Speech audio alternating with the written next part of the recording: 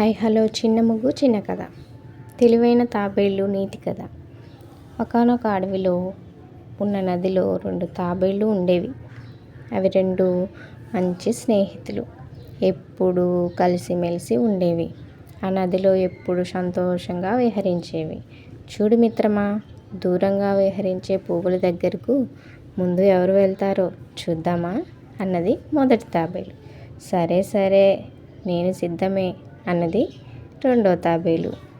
ఇలా 2 పోటీ పడి పువ్వుల వరకు పరుగులు తీశాయి. మొదటి తాబేలు రెండో తాబేలును ఓడించింది. హే, నేనే గెలిచాను అని నవ్వింది. సర్లే, నువ్వే గెలిచావు, కానీ చూడు మిత్రమా, మనం ఎప్పుడు ఈ నీళ్ళల్లోనే ఉంటున్నాం కదా, సరదాగా కాసేపు అలా గట్టు మీదకి తిరగొద్దామా? ఆలస్యం దేనికి, పద అని రెండో తాబేలు ఒడ్డుకు చేరి గట్టు మీద నెమ్మదిగా తిరగసాగాయి. అప్పుడే అక్కడకు ఒక నక్క వచ్చింది.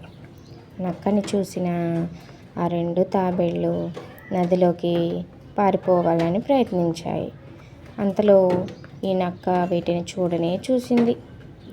అది వేగంగా వచ్చి తాబేళ్ళు ఎటు పారిపోకుండా వాటిపై తన 2 కాళ్ళు పెట్టింది.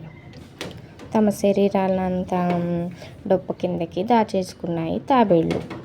నక్క తమను పరీక్షిస్తున్నంతసేపు ప్రాణాలను అరచేతిలో పెట్టుకొని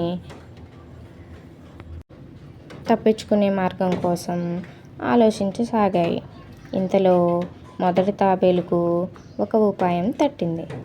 తల బయటకు పెట్టి ఇలా అన్నది, అయ్యో నక్కబావా, ఎంత ప్రయత్నించినా మా శరీరంలో చిన్న ముక్క కూడా నీవు తినలేవు. ఏం, ఎందుకని అన్నది నక్క అయోమయంగా. మేము గట్టు మీదకి రాగానే గాలి తగిలి గట్టిపడతాం. కేవలం నీటిలో ఉంటేనే మెత్తగా ఉంటాం. కావాలంటే ఓసారి గట్టిగా కొట్టి చూసుకో. నక్క తన కాళ్ళతో 1-2 సార్లు కొట్టి చూసింది. అవునవును, నీవు చెప్పింది నిజమే, చాలా గట్టిగా ఉంది. కొరికితే పళ్ళు రాలుతాయి. కానీ నాకు ఇప్పుడు చాలా ఆకలిగా ఉంది. మిమ్మల్ని తినాలంటే ఎలా?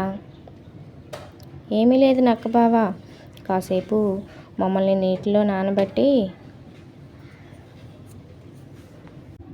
హాయిగా తినొచ్చు. వాటి మాటలకు తల ఆడించింది నక్క. అయితే నక్క కూడా చాలా తెలివైంది కనుక వాటిని నీటిలో ఉంచినా అవి ఎటు పారిపోకుండా తన కాళ్ళతో నొక్కి పట్టుకొని ఉంచింది.